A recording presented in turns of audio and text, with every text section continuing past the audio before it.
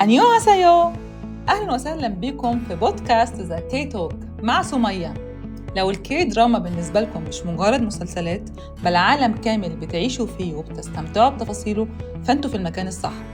ذا كي توك هو البودكاست اللي هشارككم فيه شغفي للكي دراما.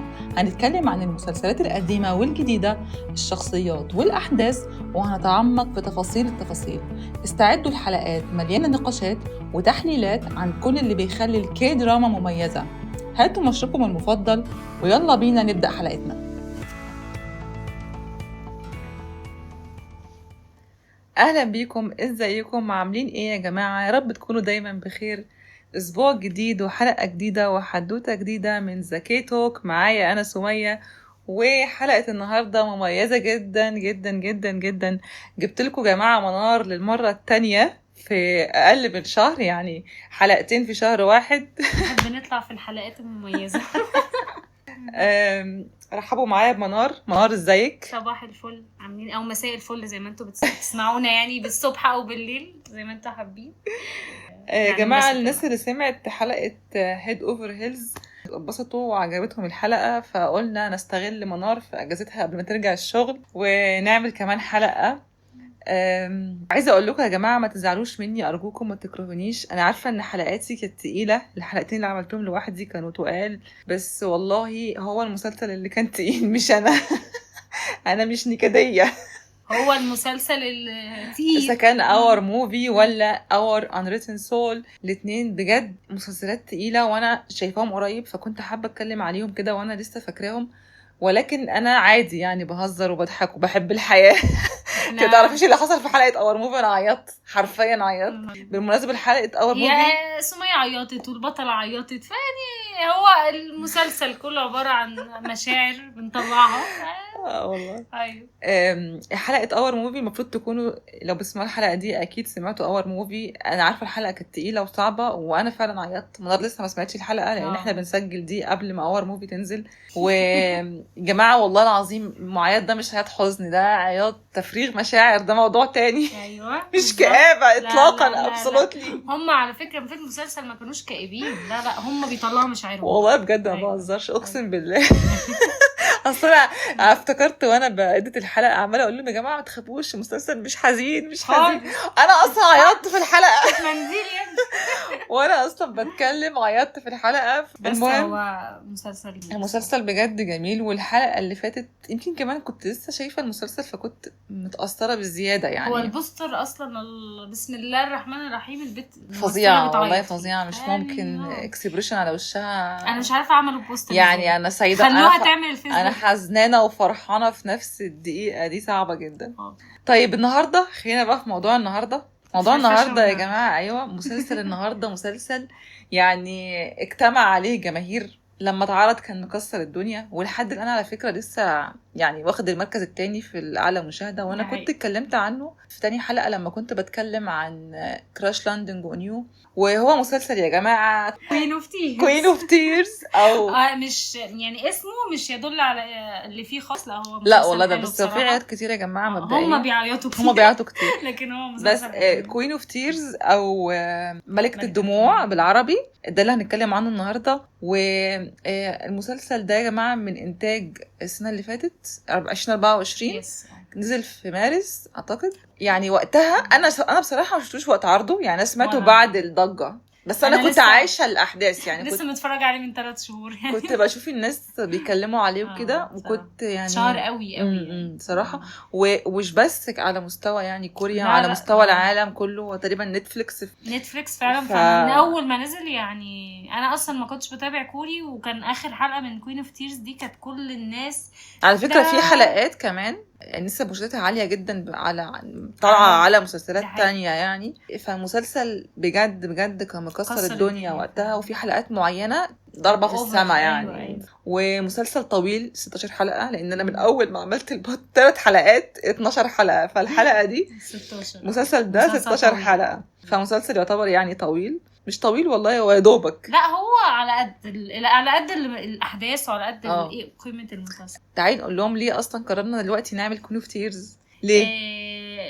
التركية من فترة كده اعلنت ان هي هتعمل نسخة تركية من كوين اوف تيرز. هيبقى فيهم طبعا كنا عارفين هاندا استفزنا جدا يا جماعة البوستر. نزلوا اول ده بوستر هم بجد نحتينه بالبوستر، ناقشين البوستر نحتين ومش لاقي عليكم. بص مش لاقي عليكم، ما تحاولش.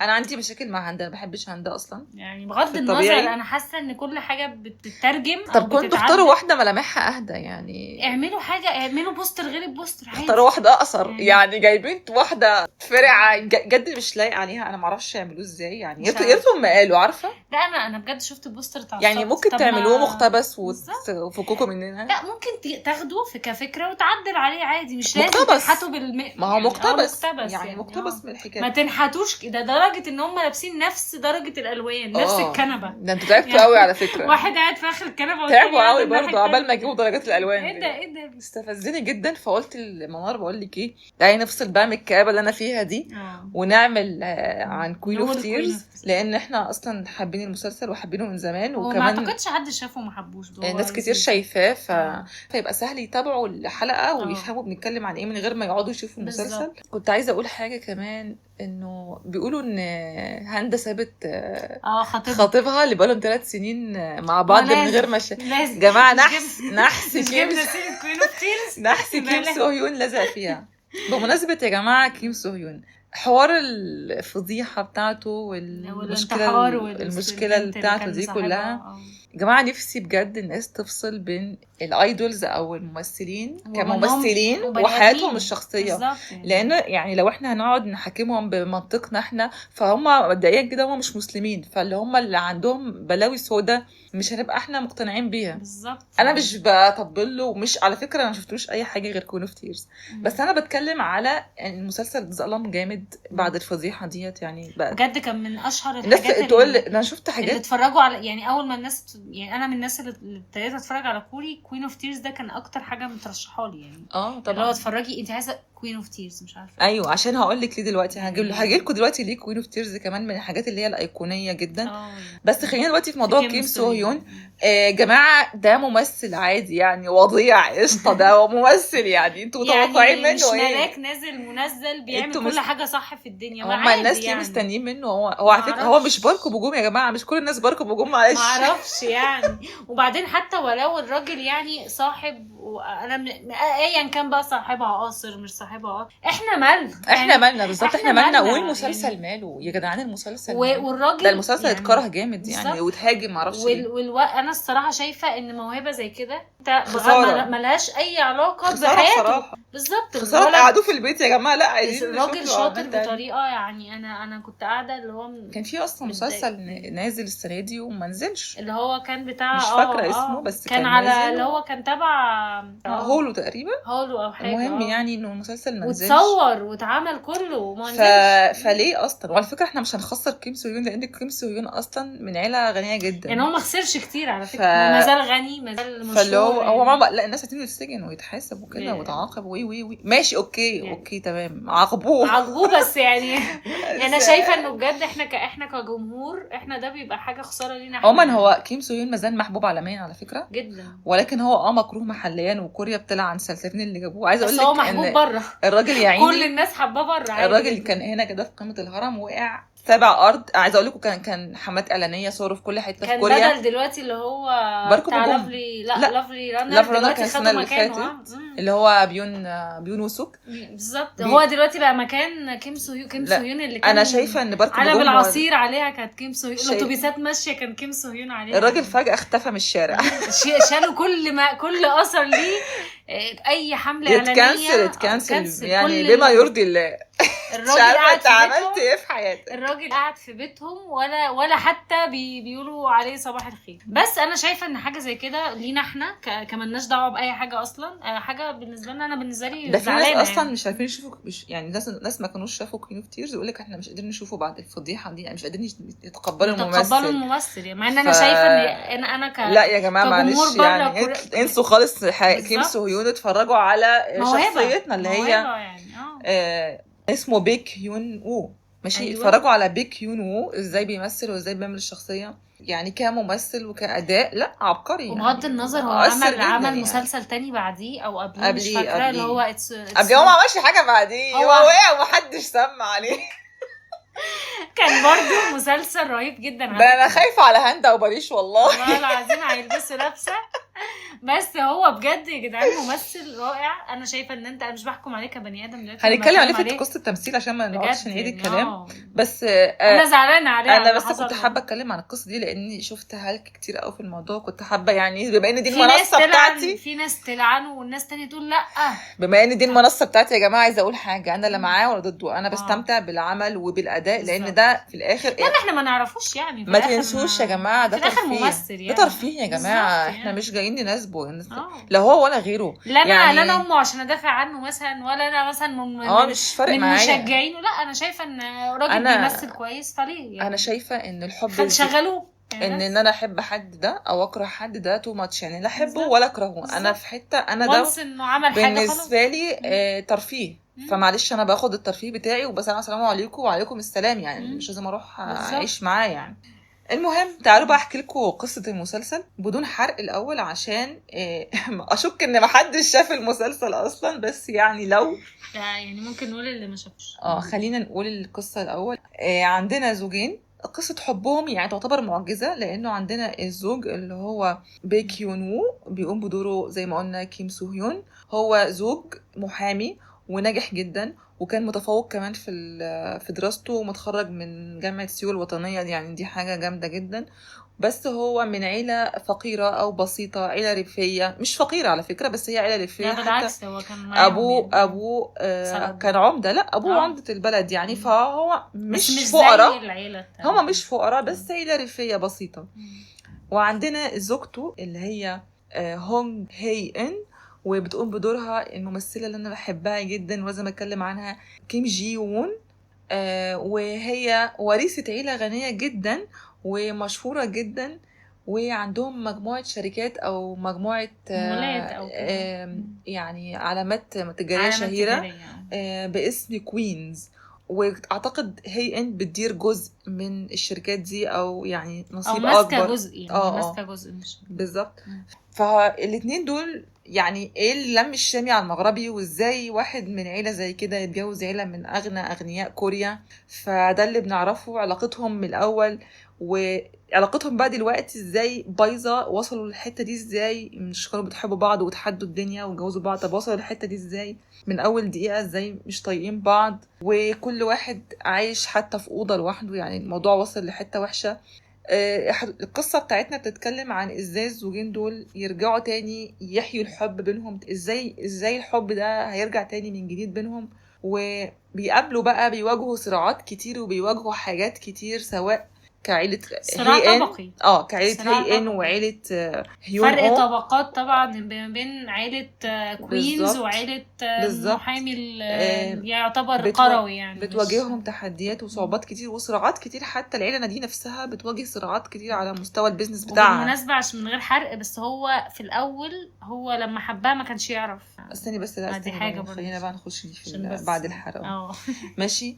فانتوا هتبقوا قدام حاجة يا جماعة دسمة جدا، أحداث كتير، شخصيات كتير، 16 حلقة ولا لحظة ملل. وعد مش تزهقوا أبدا. في ضحك، في عياط، في يعني هو المسلسل متنوع مش مود واحد. بالمناسبة الجنرا بتاعت المسلسل كوميدي دراما رومانسي، ففي من كل حاجة. مش هتخش هو مش عشان اسمه كوين اوف تيرز فانت داخل بقى. لا في جزء كوميدي. لا هو كوميدي. وعايزة اتكلم عن الكاتبة يا جماعة هي بارك جي يون، وكلمتكم عنها قبل كده لما كنت بتكلم على كراش لاندنج ونيو. وده يوضح لنا ليه المسلسل ناجح وايكونيك حاجه وحشه بصراحه. وايكونيك ويعتبر اللي هو ايه، اي حد عايز تدخله الكوري يديله ده ويديله استني بس ويديله كمان اسطوره البحر الازرق اللي هو بتاع لي من هو ويديله ده كوين اوف تيرز احدث حاجه. فاي حد عايز يدخل الكوري بقول له شوف دول فخلاص يعني. هي الكاتبه دي بتجيب رجل اي حد يا جماعه، وكل اعمالها مميزه. ويعني مسلسل ما فيهوش مش بيلق كده، مش فاضي. مسلسل دسم مليان ومتنوع. هتلاقي عندك دراما كوميديا مش انت عارف هتتفرج إيه. مش هتزهق كمان يعني احداث وشخصيات مرسومه حلو، ده اللي بيعجبني فيها. وهي بترسم بجد حطت شخصيتين. بترسم كمان الشخصيات حلوه غير الابطال. كل الشخصيات غير الابطال لا كل الكاست مفيش حاجه وحشه، مفيش حد شخصيه واقع. كده ملهاش لازمه. وخطوط بقى اديني في الخطوط واديني مفيش في أفوارة، اللاينز واديني يعني مفيش افوره، مفيش مثلا حد انا بتكلم بيمثل. على تنوع الشخصيات. ما انا بقول مفيش حد حواديت مثلا حواديت بقى فاهم. طيب لحد هنا لو ما شفتوش المسلسل ارجوكم شوفوه وبعدين تعالوا كملوا الحلقه، او لو انتوا بتحبوا الحرق كملوا الحلقه للاخر عادي. واعتقد اصلا المسلسل محروق على الناس محروق كلها معروف يعني لأنه لو ما كانش محروق يبقى اتحرق، نزل يعني كل قرر ريلز يعني. وفيديوز وكل وإيديتس وملت الدنيا وملت السوشيال ميديا خلال انا من نفسي كنتش آخر بتفرج سنة. عارفه اسم كوين اوف تيرز، عارفه كوين اوف تيرز. طيب نخش دلوقتي على شخصيات. عندنا زربيح شخصيه شخصيات كتيرة قوي كتيرة قوي. بصي، العيلتين احنا عندنا بالشخصيتين. عندنا اول عيلتين، عيله هي ان وعيله هيونو. خلينا نتكلم على عيله هي ان الاول عشان اكتر هم اكبر وبعدين يعني التعقيد بتاعهم اكتر وهم اللي بيحركوا الدنيا بيحركوا الاحداث. هي ان عندها عايشه مع ابوها امها عمتها وعمتها واخوها ومرات اخوها وابن اخوها وابن اخوها وجدها راس كبيره. كبيره. وغير جدها عندنا عشيقه جدها او يعني الست اللي بتدير البيت بتاعته الست اللي بتدور البيت صاحبته. ايوه بس يعني دي كلها اللي قلنا كله ده كان في المسلسل برضه. فدي عيله هي ان وعيلتها كل واحد له حدوته وليه قصه وله فيلم هندي. يعني هنحاول نلمس فيهم او نجيب خطوط كده منهم.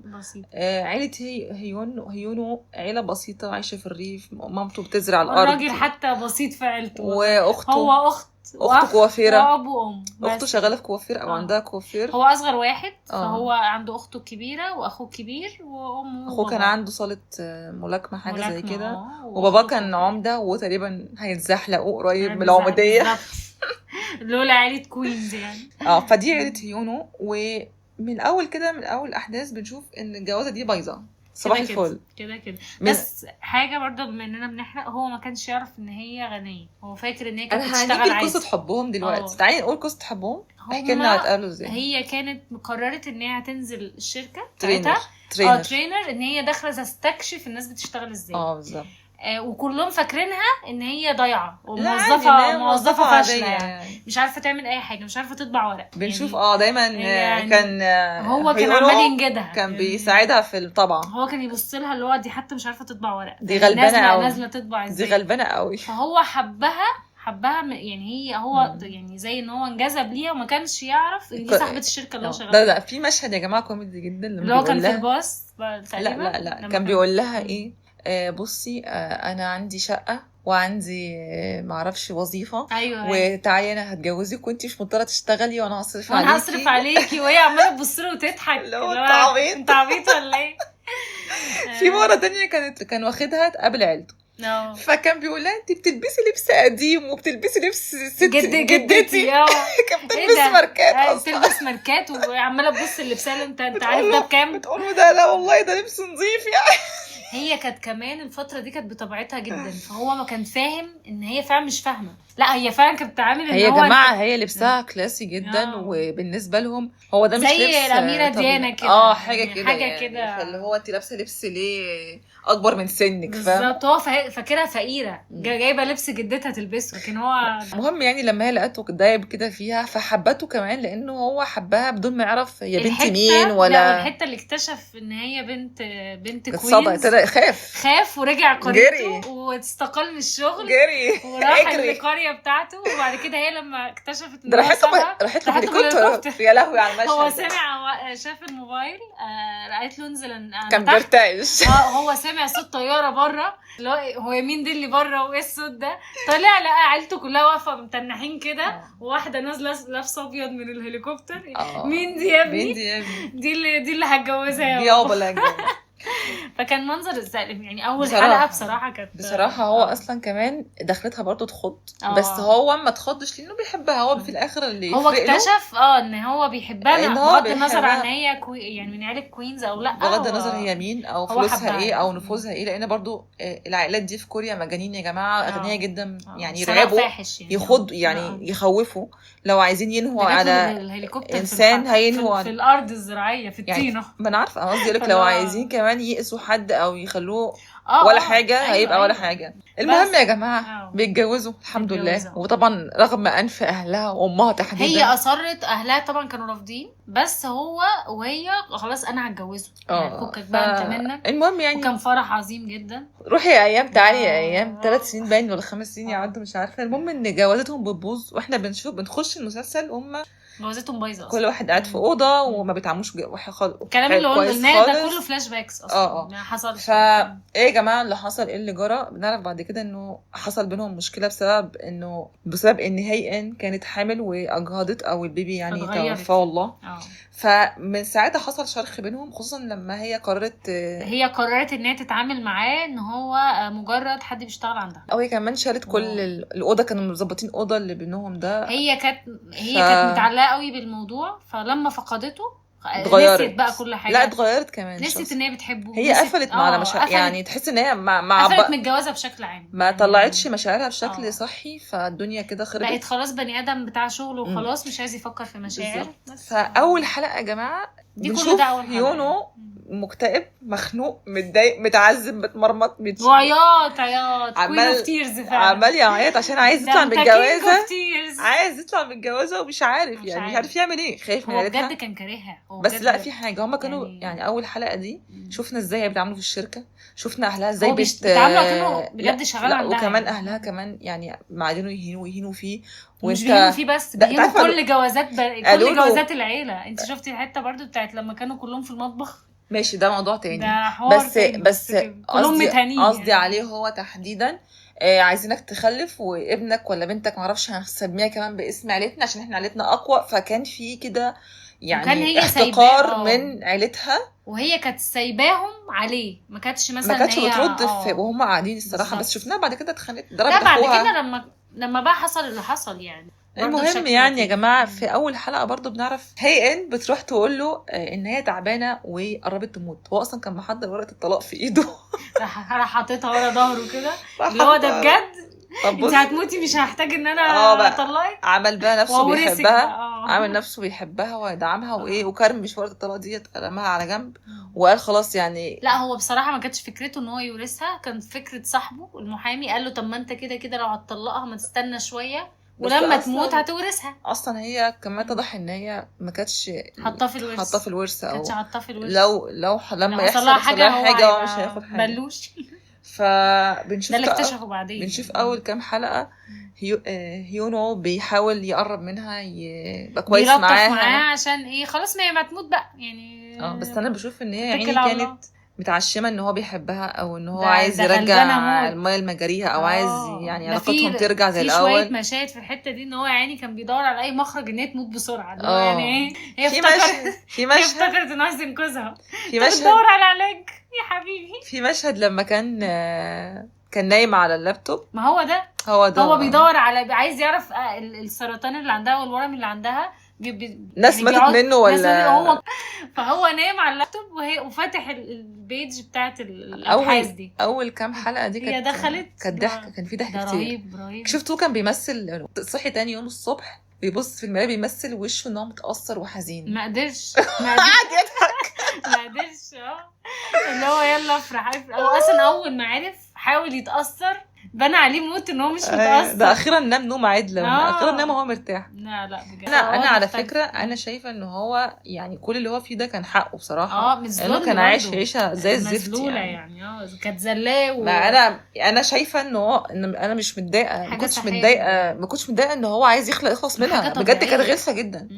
هي اصلا الاول انا اتضايقت منه ان هو ما كانش شخصيته ان هو عايزها تموت يعني ما كانش عايزها تموت ماشي ما هم وصلوا كده عيله مقرفه عيله متفككه. هنتكلم دلوقتي على ازاي العيله دي متفككه وعيله اصلا ضايعه وهي كانت بتعامله وحش كانوا بتسلطوا عليه وهم وهي برضو كانت بتعامله وحش، فيقعد ليه في جوازه زي كده؟ هو كان عايز يخلع عشان خلاص هو تعب. شفتي لما راح عند اهله وقال لهم انا تعبان وانتم ما تعرفوش حاجه عن اللي حاصل، لما قال لهم انا عايز اتطلق. ده قبل ما يعرف ان هي عيانه. انا عايز اتطلق عشان انا مش قادره اكمل هم عمالين يقنعوه لا ازاي ده انت العيله دي كذا والعيله دي كذا بالظبط. فالموضوع كان صعب جدا عليه ان هو يكمل فيه. بنيجي بعد قصه الطلاق، بعد ما قرر ان هو يأجله شويه، بنشوف برضو مجموعه مواقف لطيفه جدا. مش بيجيب لها ورد، بيجيب لها كوتشي، بيحاول يهتم بيها. اي نعم، من تحت من تحت كده، بس لذيذه يعني. لحد ما بيظهر يا جماعه شخصيه بتخليه يغير عليها. اللي كان حبيبها اللي هو كان حبيبها القديم، كان ده الشرير بتاعنا بقى. كان في حفله ما كده ظهر، كان اسمه اللي هو اون سونج، يون اون سونج ده. بس يا جدعان اول ما ظهر والله العظيم بومه وظهرت في الباز لما في ادم والسعد كله. والله انا بجد الشخصيه دي هي شخصيه تيبيكال شرير. يعني كان بيوترني ظهوره على الشاشه يعني اكيد. لا هو شاطر قوي انه عارف يمثل وخلانا نكرهه. خلانا نكرهه فعلا يعني ممثل مستفز بجد. بدأ بقى الصراع من هنا. بس في صراع يعني الشخص ده بيحبها من هنا اصلا. اولا الشخص ده اصلا كان عايز جاي لهي مش بس عشان يساعدها، كمان عشان هو عايز يتجوزها او عايز يعني هو كان بيحبها من ناحيه، بيحبها وعايز يتجوزها، وكمان عايز ياخد كل ثروه كوينز. عايز ياخد كل ثروه كوينز، وعايز يستولي على كل شركات كوينز. سبب كره الكوينز ايه بقى؟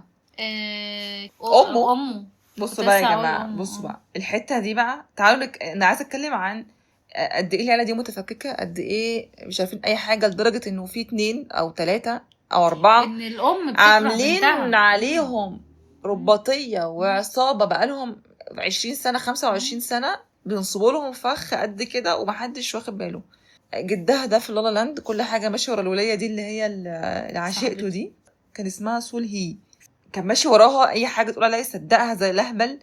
ابوها ملوش لازمه، قاعد بيهوي على حلزونه كده، معرفش ايه ده. عمتها ملهاش لازمه اكتر.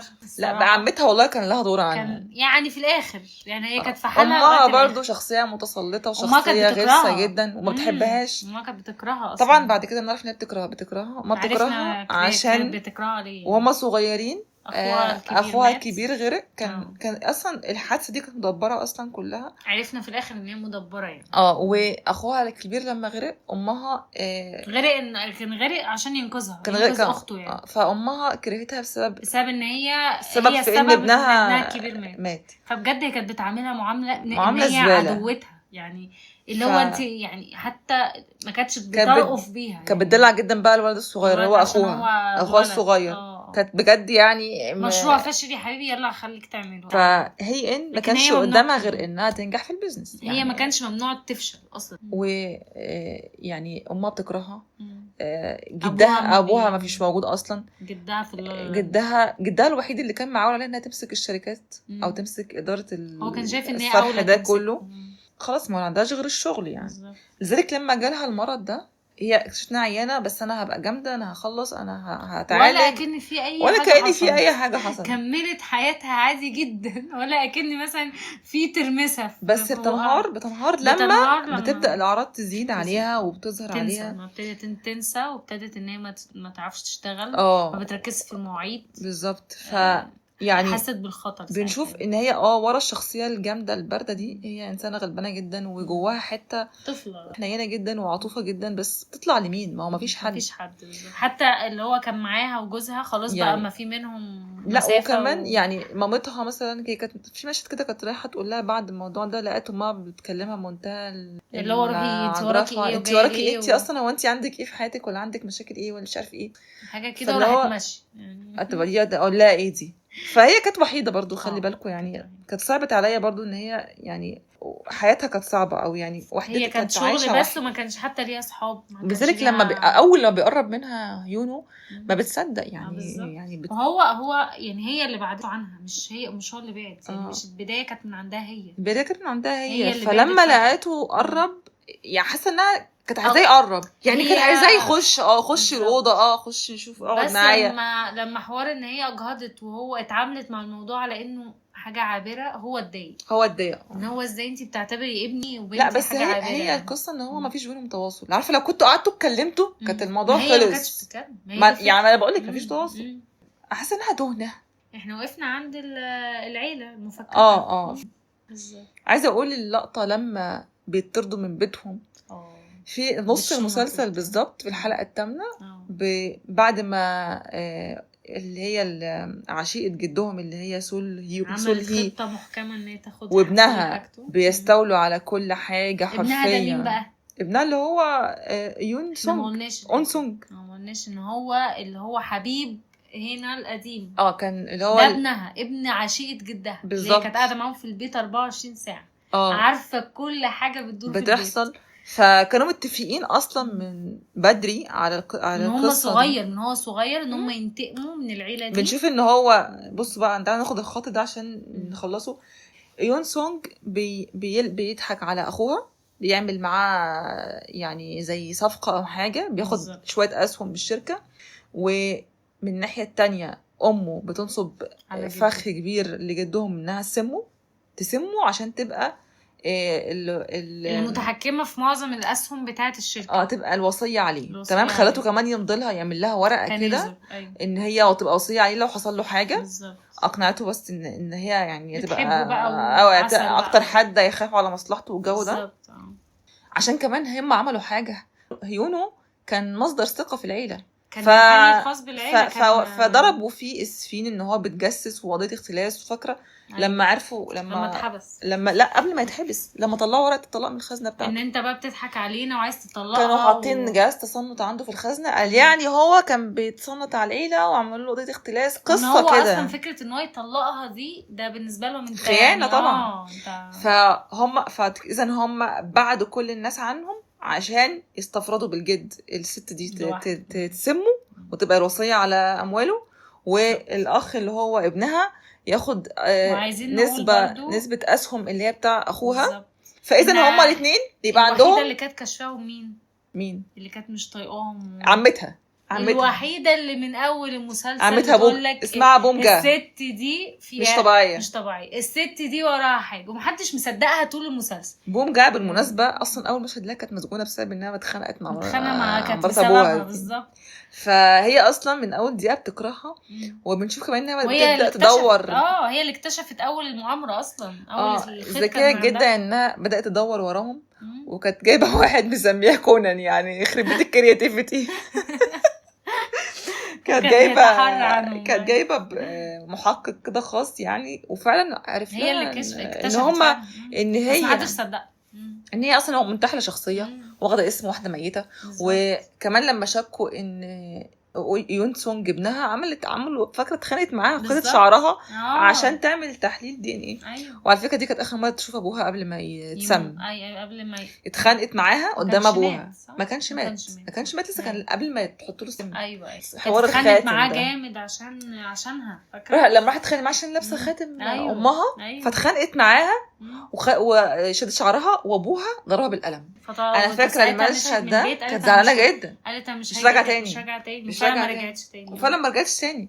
هم اصلا لما اكتشفوا قصه ان هو ده ابنها والقصه دي راحوا البيت. كان خلاص توليت.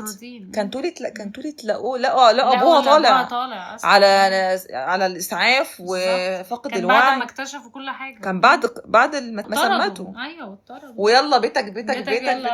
ودي حياه المسلسل. ان اول حلقه الثامنه هوب كل حاجه هتختلف. كل حاجه اتغيرت. ايه ده اللي بيحصل؟ اللي كانوا فوق بقوا تحت واللي بقوا تحت بقوا فوق. وليه اصلا انا وقفت يا جماعه. انا بعد الحلقه الثامنه ايه ده؟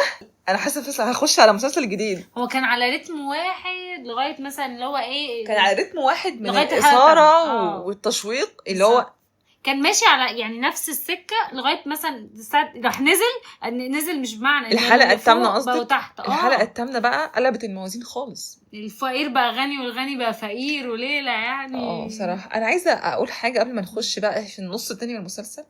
عشان النص الاول فيه كان حته مهمه ما قلناهاش. ان هينا راحت ألمانيا عشان تشوف علاج. بنشوف انها راحت لوحدها. كان في هنا مشهد حلو قوي لهيونو وهو رايح وراها على ألمانيا. جماعه هو لحد ما راحت المانيا، حتى هو راح معاها عند الدكتور وعمال يساله على اسئله عشان هو عايزها تموت، يعني ما كانش مهتم هي تتعالج ما تتعالجش القصه دي كلها. حتى الدكتور لما قالوا ان في علاج وكده قعد يساله عن العلاج وهل هتعيش ولا مش هتعيش. ما تقولش هتعيش يا دكتور. فهو لحد ما سافرت المانيا هو ما كانش فعلا مهتم، يعني يكشت ولاعب جاز مش فارق لي. هو كان عايز يخلص من حياته البائسه. اللحظه اللي راحت فيها المانيا لوحدها وجت عمتها قالت له انت ازاي تسيبها وانت الوحيد اللي عارف ان هي عيانه لوحدها. فراح فاكره الحته دي لما راح قعد مع صاحبه. لا راح قعد مع صاحبه بس بعدها جري راح لها تاني لانه حس ان هي قعد يفكر اللي هو ايه، حس من جواه كده بحاجه. ايوه ان هي ازاي هي كانت مستأمناني وقالت لي السر اللي ما قالتوش لحتى لعيلتها. كمان قبل المشهد ده اقول لكم ايه اللي وصلنا لكده. لما كانت راحت عند اهله عشان تساعد ابوه في موضوع الانتخابات ده وحس وتاهت هناك، ما افتكرتش يعني فجأة جالها الإلوجن ده، الأوهام دي. لما هو كان عارف، هو ما كانش عارف انها هناك، هو راح دور عليها مش لاقيها. فين يا جماعه هنا انت بتعملي؟ قالت له انا واقفه بقالي شويه ومش عارفه انا بعمل ايه. هو قاعد يدور على المشهد بتاع العجله ده. العجله وراح رامي العجله تعالي لي بقى راح لها بجد كان خايف عليها لانه عارف ان هي تعبانه ومش مظبوطه واختفت في بالليل فجاه. وهو كمان في الاول كان بيزعلها. شوف في اول مشهد ما بتردش. لا في اول مشهد بيقول لها انت كنت فين وما اعرفش ايه، ما ادور عليكي. فهي واقفه مرعوبه مخضوضه. اللحظه ديت لما لاول مره بتعترف انها خايفه. يعني انا خايفه، انا مش عارفه انا لقيت نفسي هنا. وهي كانت بتتكلم بقها كان بيترعش وما مش مشهد ده. وبصت له كده بصه كلها دموع، بدات تعيط بقى. هو كان ماشي اصلا بعد كده راح رجع لها تاني بدات تعيط حضنها اديني في الاحضان. يا الله بالمناسبه المسلسل كله احضان. المسلسل كله انهيار عاطفي والله العظيم. هو كل شيء بس تبص له بعينيها لو حاضنه. انا بحس في مجموعه مشاهد اتبنت على انه يقرر لا انا هروح وراها المانيا، انا هروح اشوفها، مش هينفع اسيبها لوحدها. فده كان مشهد منهم لما فعلا حس بخطر عليها. ولما رجعت عنده البيت انا حاسه انه اكتريتها كان ساعتها ان هو صعبت عليه، ان هو ازاي واحده قويه كان شايفها قويه وشخصيه، وازاي انهارت فجاه كده واقفه كده وعماله تعيط تقول له انا خايفه. اعتقد ده كان اكتر ان هو كان المشهد اصلا اللي جه بعدها لما وداها الاوضه عنده عشان نشف لها شعرها بالسشوار. يديني بقى في لا والسشوار ايه بايظ. هو بس اللي بيعرف يصلحها. ما فيش حد بيعرف يستخدم السشوار ده غير المعلم بتاعنا. لا كان في لحظه كده اللي هو ايه ده، انا احبها ولا ايه؟ لا اجري بسرعه ده بجد سبع ومشي اللي هو بصي لا فكك مني. وهي حتى كانت استغربت جدا. مشي يا بنتي راح يسكر راح قعد مع اللي هو لا انا عايزه اتطلق، انا عايزه اعيش حياتي، مش هحبها، لا مش هقعد ده تاني. على فكره سمعته وهو بيقول قريبه ده ان هو بيحبها. لا قبل اللقطه دي هو بيقول له ما ترجع اقعد مع مراتك وبتاع. قال له لا مش عايزه اقعد معاها في نفس الاوضه. عشان كده على فكره هي زعلت وراحت المانيا لوحدها. يعني حصل كذا موقف بعدها كمان في الشغل بسبب برضه ظهور الراجل ده اللي هو ايون سونج. فهو حس انه احنا لا بعيد يعني فك. فراحت المانيا لوحدها وهناك بتعرف بيقولها ان العلاج مش افكتيف يعني او مش هيعمل حاجه. انت قدامك يا فبتحبط جدا. وبنشوف المشهد التحفه ماشيه من على السلالم فجاه الجزمه وجعت. بمناسبه المانيا هي ده المانيا المكان اللي قضوا فيه شهر العسل بتاعهم. فبرضه له يعني ذكريات معاهم. احنا طبعا كنا لغايه وقتها ما شفناش شهر العسل بتاعهم اصلا. هم في فلاش باكس كده بس فالمهم يعني ما شفناش وقتها. في بقى مشهدين هنا. مشهد هو بيجري في المطار عشان يروح لها بعد ما ادرك اللي هو لا مش هينفع لازم اروح لها. المشهد الثاني لما راح لها عند السلالم وجايب لها كوتشي لابسه كعب فرجلها وجعتها راحت قلع الكعب لقيت فيه كوتشي بيتمد لها من بعيد كده بصت لقيت وهنا قايله له ايه ده. وهنا بتعترف تاني هي ان هي محتاجه انا مش عايزاك تمشي. انا كل اللي بفكر فيه ان عايزه ارجع البيت وارجع لك ونبقى مع بعض. يا لهوي بقى الدموع بقى. خلاص هو صاحبنا وقع خلاص بالزبط. يعني هو هنا بقى بس كان على اللي وشه كله ان هو مبسوط ان هي بتقوله انها محتاجه له. انها محتاجه له. مبسوط ان هي هتعيط. لا ساعه الجزمه هو كان مبسوط جدا ان هي قالت له لا بس خلاص هو وشه كان بدا يكرمش بقى من العياط. خلاص حضنها بقى وبتاع ماشي. هو كل ما يجي يحضنها يعيط اصلا. ده كان فظيع. يوم ده لما كان بيقول له ابوس ايدك ما تحضناش لو هتعيط عيوطه قوي. لا هو كان في برضه حتت في الاول لما كان بيسكر عيطه جدا، بيفتكر حياته انا حياتي بائسه ويقعد يعيط. المهم يا جماعه بيروحوا بعد كده يتعشوا ولا يتغدوا ولا معرفش ايه. وهنا في مشهد هنا بتقول له انا هديك، انا ما كنتش كاتبه لك حاجه لما بس هديك. اموت. مش بيتبسط يا جماعه، لانه هو في اللحظه دي هو مش عايزه تموت بقى خلاص، هو عايزها تعيش يعني. لا هنشوف حل، لا هيبقى في علاج مش عارف ايه. طبعا احنا حلوين قوي، لازم ده تتقلب. ايه اللي هيحصل؟ امها بعتت لها ورقه الطلاق اللي لقوها في الخزنه. كان في حته قبل دي بقى، قبل ما تبعت لها ورقه الطلاق، اللي هو لما راح جاب لها حاجه من على الكوبري، مشهد ايقوني الناس كلها خدته وريلز عليه، وهو بيجري وهي واقفه، وكان بجد جريته رهيبه. ماما يا جماعه يعني هو واقف هناك واقف على الشارع من الناحيه دي، واقف على الشارع من الناحيه دي، واقفه مستنيه وبتبص وبتضحك عادي. فجاه يا جماعه رساله جالها يا دوب عدت الطريق، شافت الرساله، ايه ده يا معلم ما تطلقني؟ طب خلاص امك في العشه ولا طارت كرسي في الكولومبو قامت ماشيه، قاعد ماشيه بالظبط حاجه يعني. طبعا قامت الدنيا ما عادتش ان هو ازاي ان هو خلاص بقى يعني فكك بقى. هي هنا ادركت ان هو بيشتغلها، انت بتشتغلني انت بتحبنيش. هي نفسها قلبت عليه قلبه سودا يعني. وبنشوف ان هم بيطلقوا بعد كده، هي بتصر على الطلاق. بص بقى انت هي اللي طلبته وخدته، هتطلقني يعني. هي اصلا كانت عامله العمليه وقتها ما كانتش عامله عمليه لسه. لما عملتها كانوا متطلقين. لما عملت اصلا ما رجعوش تاني بقى في المسلسل، او يعني رجعوا يتجوزوا بس في الاخر خالص بقى. بالظبط كانوا لسه بيتعرفوا على بعض. في مشهد هنا افتكرت دلوقتي لما رجعوا سول تمام. راحت بقى شغلها والدنيا، هو حتى ساب البيت وهي راحت شغلها عادي جدا. وفي مره كده وهي راجعه كانت في قطه كده كانت قاعده بتاكلها ولا ايه، فهو شافها راح لها، كان الجو بيمطر حاجه زي كده، فلقاها بتكلمه عادي، اتريها نسيت. هي نسيت اللي حصل. ايوه افتكرت الحوار ده. نسيت اللي حصل في الاسبوع ده كله، اللي هو لما راحت هو حتى استغرب، ده عيط. هو حضنها وعيط عشان هو ان هي قديت يعني تعبانه بجد. يعني الموضوع سيريس يعني. الست مش فاكره اللي حصل ده، احنا نتطلق اصلا. هو اصلا كان اللي هو مستغرب وكان عايز يقول لها على فكره. هو قال لها وهي انت مش فاكره ان حاجه. اما عرفت قامت راجعه كده لورا طب حاسب بقى الزم مكانك. فمشهد كان حلو جدا، بيعيط تاني عليها. اقسم بالله كل لما اقول مشهد بينهم الاثنين يبقى اكيد هو بيعيط يعني. ما فيهاش. هو بجد اسم على مسمى، لانه هو بجد معظم المسلسل كل لما يشوفها يعني. المهم بعد كده بقى العيله الدنيا بتبوظ بقى. جدها بيتسم العيله بقى كلها، وكلهم بقى في الشارع. ومين بينقذهم يا جماعه؟ عيله هيونو اللي هم محتقرينهم مش طايقينهم. كانت لسه انتوا ايه الاكل اللي انتوا بتاكلوه؟ كانت لسه ماما مهزقه هيونو بالظبط. بتقول لها انتوا اصلا ما تروش تناسبونا وابنك خنا وعايز يطلق بنتي ومش عارف ايه. في الاخر بقوا اصحاب اصلا. في الاخر بقوا اصحاب يعني. اصحاب كلهم. المشهد لما راحوا عندها البيت، لما راحوا بقى هناك، لما هو خدهم القريه هم قاعدين على الترابيزه، خدهم بالميني باص على ترابيزه الاكل. اوكورد جدا، اللي هو ساكتين بقى، اللي هو احنا حالنا يبقى كده؟ هو احنا هنقعد على الطبليه معاكم؟ فكان صعب جدا عليهم النقله دي. اخوها اصلا في الاول مش فاهم الاكل، هو مش فاهم الاكل ده بيتاكل ازاي. بس كلهم اصلا قاعدين باصين كده. كان عايز يشرب ميه، بيحطوا له كده من البراد كده. لا انا عايز ميه معدنيه ما اعرفش من جبال الهيمالايا يعني. له كده اللي هو كله انت ساكت. لا اخته اللي قالت اخته اللي قالت له كده. هم كانوا عيله اهل هيونو عايزين يجيبوا له من نجمه من السماء، هم عارفين ان هم ولاد عز يعني. مش متعودين على المرمطه دي بالظبط.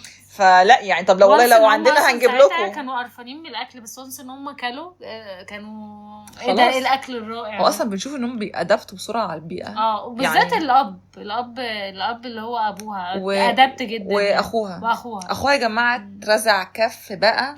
الشركه اتاخدت منه، مراته ما طلعتش اصلا طايقاه، طلعت اصلا متفقه مع فيك، طلعت مزيفه مع الاثنين الاشرار. يعني كل الاتيكيت اللي هي كانت عايشه فيه سابت له ابنه، طلعت بيه. لا ما سابتوش، خدته بس هو ما طلعش ابنه. ما دي الصدمه برضو الثانيه ان هو كان بيحبه جدا. فجاه بقول لك ايه يا بنتي، لا ما كانتش حامل، كانت حامل قبل ما. لا هي اصلا اوريدي جايه له حامل اصلا مش منه. اخوه طبعا كان في حوار يعني. انت نقول محور اخوها ده عجبني جدا. على فكره تحول شخصيه اخوها من انسان فاشل وعالة على الدنيا كلها وتافه، هو صاحب انه يبقى راجل. معلش والله العظيم شابوه يعني. تعالوا بقى، انا عايزه استرجل بقى يا رجاله. ودافع عنها وخد حقها وقال لا راح يتعلم ملاكمه عشان يبقى يعني راجل كده ماله هدومه. ايوه اخو هيونو، هو واخو هيونو عملوا دويتو مع بعض، بقوا اصحابه ومش عارف ايه، وخدوا الصاله فبنشوف تحول شخصيته ازاي. ابتدى من الصفر، قال انا عايش هنا ومش هرجع تاني معاكم. لما كمان البنت اللي هي مراته المزيفه دي رجعت بسبب طليقها او بالزبط. يعني الشخص اللي هو ابو الولد قال لها تعالي وانا احميكي لقاها وكان عايز يأذيها او ياخد منها فلوس حاجه زي كده. تعرفه لقاها ازاي؟ فاكره لقاها ازاي؟ من اللعبه باللعبه اللعبه اللي كان ايوه هي بتلعبها اللعبه بتلعبها. هو قاعد يفكر ازاي يوصل لها، فافتكر اللعبه بتلعبها فيها ماسنجر، فيها زي رسائل كده. فدخل عمل حساب في اللعبه واللي قاعد يلعب لحد ما يقابلها. يا لهوي جامده جدا فعلا ان هو يجيبوها ان هو قابلها بالطريقه دي، اللي هو فضل ذكي. ما هو طلع ذكي اهو، هو بس ما كانش باين. ويوم ما رجعت برضو اهله ما كانش طايقينها. انت هتربي ابن عيل مش ابنك، والوليه اللي ضحكت علينا وضحكت علينا دي كانت تحفه. دافع عنها جدا. لا قعد يقول لهم ده ابني، ده ابني، انا اللي ماكله ومشربه وانا اللي بغير له. على فكره دي حقيقه حتى لما اشوف الولد لما بيكون مع مامته ما بيبقاش عايز ابوه بيبقى مش عارف ياكل، مش عارف ينام، بسبب انه كان بيتعود جدا على بابا. هو فعلا بيقول ان هو باباه. هو بيقول انا مش ما حدش يقول ان ده مش ابني يعني. وانتوا تقولش ان ده مش ابني بالظبط. وحتى لما الامور بتتنايل خالص وبيخطفها على فكره تاني بتمشي تاني. بتمشي بيروح يرجعها وبيعرف ازاي ويضرب الراجل ده اللي هو اللي هو ابو الولد الحقيقي. هي بتاخد ابنها وتمشي تاني. راح لها تاني ورجعها تاني. هي كانت بتمشي عشان كانت خايفه. ما هو التاني كان بيهددها، كان خايفه عليه برضه، خايفه عليه. بس المشهد ده كان صعب قوي لما راح الملاهي ما لقاهاش قلبي وجعني. بس هو ما استسلمش، لا طلع يجري يدور عليها. انت فين؟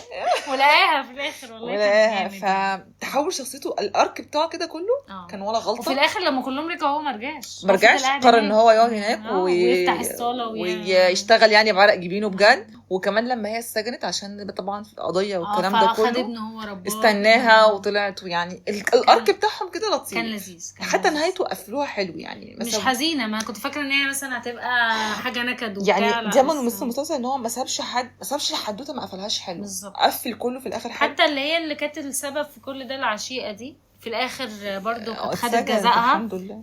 هنجيلها دلوقتي هنجيلها عشان انا عايزه اتكلم يعني عنها هي والولد ابنها، لان هم معصبيني.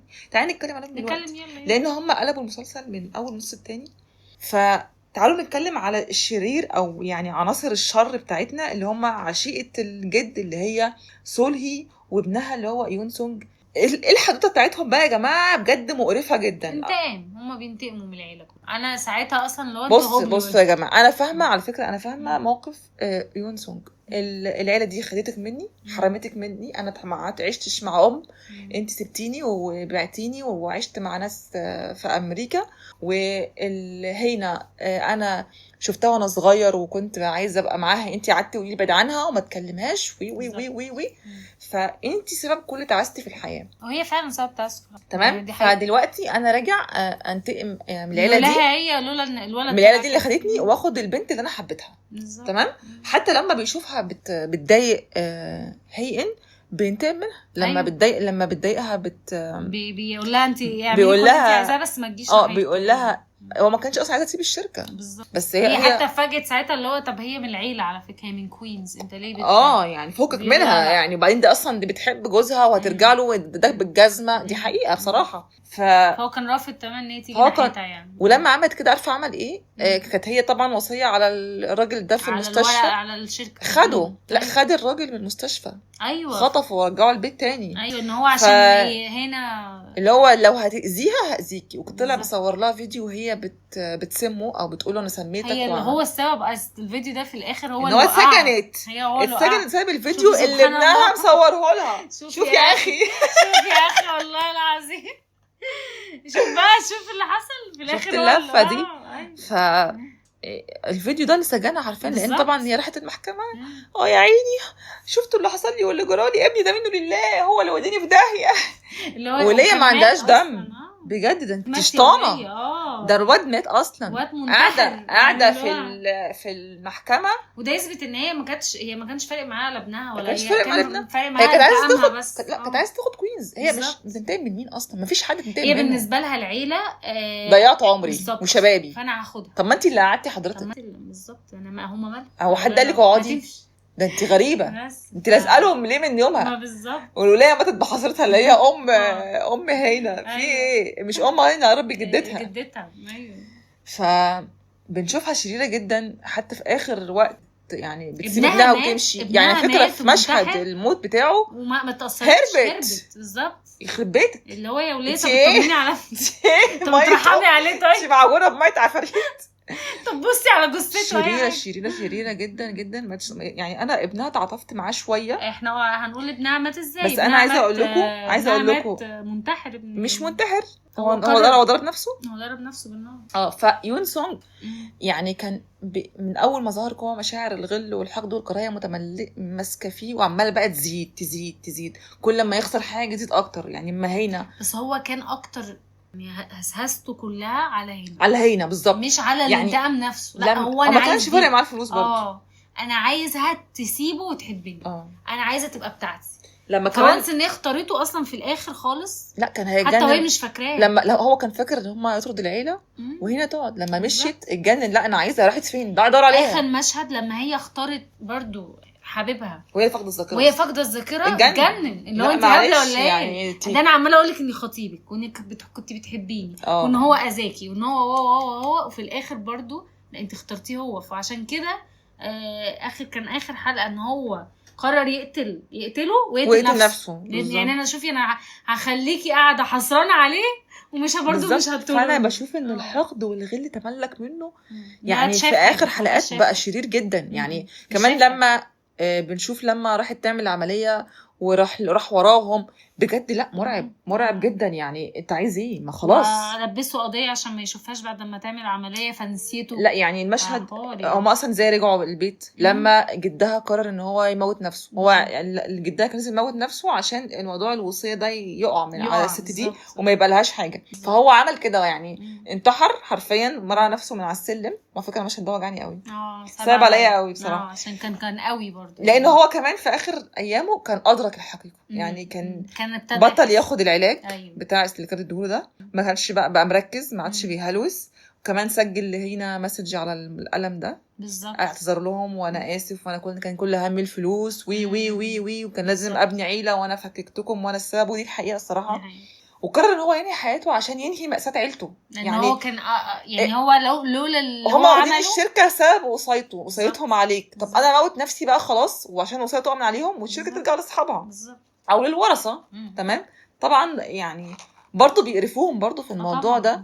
حتى لما هنا بترجع ازاي اصلا، لما بيروح لها يون سونج وبيقول لها لو تعالي اتجوزيني وهديكي الشركات ومعرفش ايه. دي يا جماعه هنا مشهد ايقوني لما بتقف في المؤتمر الصحفي وبتقول يا كل العالم يا اهل البلد، انا مش همسك الشركه عشان انا اصلا بموت، عندي مرض. الناس كلها بمرضها. يا لهوي، شفتي هيون ساعتها اصلا اغمى عليها. شفتي هيون ده هو داخل المؤتمر يعني هو كان مدي ظهره ماشي. طبعا كان مدي ظهره ماشي، انه كان فاكر ان هي هتعلن ارتباطها هتعلن ارتباطها او ان هي هتقول حاجه تانية. يعني مالهاش اول لما قالت ان هو بيهددني، هو كان فاكر ان هي هتقول ان هي لف تاني شريكه. لف تاني يا جماعه، وخلاص بقى عيونه كلها دموع. مشهد رهيب. انا مش عارفه بيجيب الدموع دي منين.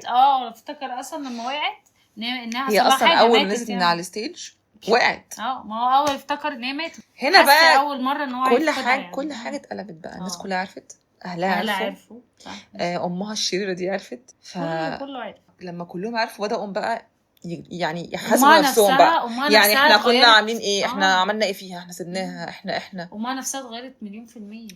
مشهد المستشفى طبعا قعدت تعيط على السلم. انا السبب، انا اللي مرضتها، انا اذيتها. كمان ما كانتش مهتمه بيها، كانت مهتمه قوي باكل اخوها وياكل ايه. عشان كده كانت بتقول انا السبب ان هي فضلت تعملها وحش لغايه ما نفسيتها اتعقدت. كانوا شايفين كمان ان هي صحتها كويسه وزي البومب وناجحه ومعاها فلوس. كل واحد شايف ان هي بسبب ضغط. يعني احنا ضغطنا عليها في الشغل فيمكن مرضت عشان هي اتضغط عليها في الشغل. فكل واحد بقى عمال يلوم. بداوا يتعاطفوا معاها جدا. وبداوا كمان يصلحوا بقى الدنيا، فاهمه. انا بحس ان بعد المسلسل بعد الحلقه دي هو كان عسل قوي برضه ساعتها. كل الناس بقت طيبه بقى. يعني اخوها برضه صعب عليه جدا، اخته قعد يعيط مشهد ويعيط برضه رهيب على فكره. الممثل ده برضه له كذا مشهد انهيار تحفه. وكان في مشهد في المستشفى عجبني قوي بقى، مشهد بين هيونو وهينا لما قالت له انا بحبك. لما دخل عليه بيقول انت كويسه. لا انت كويسه. قالت له انا بحبك. اول كلمه اول اللي قامت من النوم، اول ما قامت من الغيبوبه. انا قلت هقول لك انا عايزه الحق قبل ما اموت. هو يبص لها وعياط يا خرب بيتك يا عم. والله كان عيوط. وفكره ان هو بجد عياطه مش اوفر، يعني مش ان هي حسسك ان هو لا بيطلع، لا هو بجد كانه بجد يا حبيبته بيعيط. بس بجد كان بيحمله معلش يعني. هو محترف عياط. لا انا عشان ما بقول لك هو كان بيحسسني ان هي حبيبته بجد. انت يا ابني ماتلك واحده قبل كده والله العظيم. لا العياط ده بجد كان بيحبها بجد. حبه ليها كان جميل. انا كان عاجبني كمان ان هو بيعمل كل حاجه عشان العيله، يعني يحاول يساعدهم بكل الطرق الممكنه ودور ورا. كان شاطر جدا برضو، كان محامي. عاجبني ان هم جايبينه كمان ذكي وبيعرف ان هو مثلا مش عشان فقير. لا دور كمان ورا دور ورا الست دي اللي هي وهي كانت حبته عشان حتى في مشهد بعدين في المسلسل قدام لما هو اتصاب بقى تقول له هو انت بجد ما فاكش حاجه وحشه؟ هو يعني انا بجد هو انت ولا انت بتضحك عليا؟ انت اكيد مش مثالي قوي كده. هو راح باصص لها بيقول لها انا هكذب ليه؟ انت كنت كذا وكنت كذا وكنت كذا. ايوه يعني هو فعلا على فكره اقول على حاجه ان عشان الكاتبه ست والله العظيم ده راجل من وجهه نظر ست. ده مش راجل طبيعي. ده مش راجل طبيعي، ده راجل مكتوب بقلم ست. معلش كان مثالي يموت برضه. كان رهيب. وحتى بعد مشهد المستشفى ده اما بترجع بقى المفروض ان هي بقى تعمل عمليه، او يعني كلموه من المستشفى انه هاتها عشان في توصلوا الحل انه في حاجه ممكن تنقذها. بيعرف ان هي تفقد الذاكره ما قالهاش عشان تروح. بيختار انه ما يقولهاش لانه عارف ان هي مش هتوافق. بس في مشهد بقى جامد جدا هنا لما بيقول ابوها وابوه حس كده ايه، بصوا بقى رجاله لمت كبارات العيله نتكلموا بقى مع نتكلم بقى الرجاله لا لازم يعرف حد. فهم عشان انت مالها هي تنسى ابوها وامها فهم قالوا طب انت شايف ايه؟ سالوه انت شايف ايه؟ قالوا شايف ان انا اخدها ولا من غير ما هي تعرف، لانها لو عرفت مش هتروح بالظبط. هي تعرف هناك احسن بس. ولما عرفت هناك طب فعلا ما كانتش هتخش. عرفت يا جماعه سابت المستشفى مشيت. يعني لا صباح الفل لا مش عايزه. انا كمان بدات تتعلق بقى بعيلتها واتصالحت كمان مع كل الناس. فلا انا مش عايزه انساهم. هي في الاخر قالت ان هي مش عايزه تموت. هي انا عايزه قالت له كده، قالت له اصلا خلاص يعني ما تفكروش في حاجه، انا اخترت نهايتي خلاص. انا هسيب نفسي كم شهر اللي فاضلني وذات ست يعني مش مهم. فبيقعد حلقه كامله رجاله يقنعها يا ست يرضيكي اعملي عمليه. بس هي فعلا اقتنعت في الاخر. اقتنعت ان هي مش عايزه تموت وتسيبه. في مشهد خلاص انا عارفه ايه مشهد هو كانت بتكلم عيلتها وتقول لهم يا جماعه خلاص انا مش هعمل العمليه. هم كانوا طبعا قاعدين عند في القريه لسه. أيوة. قالت لهم بصوا يا جماعه انا مش هعمل العمليه وانا خلاص انا هرجع. قعدوا يقنعوها شويه. بعدين لما ابوها اتخانق كان هيعيط قال لها انا قفل اللابتوب بس لسه سامعه صوت. ايوه قعدوا يعيطوا بقى كله يعيط وهي سامعاهم. فقعدت كمان هي تعيط وادركت انه هم قد ايه بيحبوها، قد ايه مش هيستحملوا فراقها. فده اللي خلاها تفكر شويه انها تعمل عمليه وفعلا بتعملها. في بقى مشهد لما قبل ما تعمل العمليه عاشلهم يومين كده كانهم لسه مخطوبين جديد. جرحوا البيت ده كان بيته ولا كان بيته؟ تقريبا كان بيته. كان البيت اللي هو كان بيروحوا. ولا ده كان في المانيا؟ مش فاكره المشهد ده كان فين. ما كانش في المانيا، كان عادي في سيول. ده قبل ما يروحوا قبل موضوع العمليه ده. ايوه بالظبط. قالوا لا احنا هنعيش كأننا متجوزين جديد. عرسان ساعه لما ادى الخاتم فاكره بالظبط. الجماعه عرض عليها الجواز ورفضت. لا. في مشهد كوميدي ما وطسني من الضحك لما دخلت تقيس الخاتم من وراه. ايوه وهو دخل عشان ياخد الخاتم يرجعه. فبتقول لا هو اصلا جبته بالتصفيات ما كانش حلو. انت كسر قلبي امبارح هرجع بقى الخاتم ده. قالت له بس انا اتحط الخاتم في العلبه وعملت ماشي. كان مسخره. عدي ولا لا خلاص انا سبت الخاتم عندك اهو. خديه قسيه لا فتري لا قسيه. طب شوفيه حلو ولا لا يعني انا كنت بفحصه بس كنت بشوف ده ايه مش عارف ايه. بس هي كان عندها سبب ان هي مش عايزاهم يبقوا دلوقتي، عايزاهم يعيشوا شويه. لا هي ما كانتش عارفه بقى هترجع له ولا هتعيش ولا هتموت، في حاله تخبط كده. بس كانت حابه تعيش الجو ده، مش الجو اللي هم كانوا متجوزين. بس لبس الصغير دخلت بعدها على طول لما راحوا الشقه دي. وعاشوا شويه بقى. بعدين قبل ما يروحوا يعملوا عمليه في ألمانيا بقى حصل الأكشن كله. يا جماعة أنا عندي عتاب والله العظيم على الكاتبة، يا ستي ارحمينا، أبوس إيدك ارحمينا، يعني دخلها العملية وطلعها ونروح بقى. إيه يا ستي ده بجد. أنا آخر كام حلقة حوار الفقد الذاكرة، آخر كام حلقة بجد كنت قاعدة في غيبوبة نايمين والله، نايمين بوم بوم بوم بوم بوم طخ طخ طخ. إيه يا ستي. والراجل يا عيني أصلا كان يعني هو اصلا خارج من ترومة انه والله العظيم كم مشهد ورا بعض يعني يجيبوا الواحد هارت اتاك. بصي يا ستي اقنعناها الحمد لله بقى تعمل عمليه. دخل العمليه طبعا بالشحتفه وبالعياط واستناني وما تسيبنيش وفكرني حبيبي وهستناكي وما اعرفش ايه وكل الكلام الحلو ده.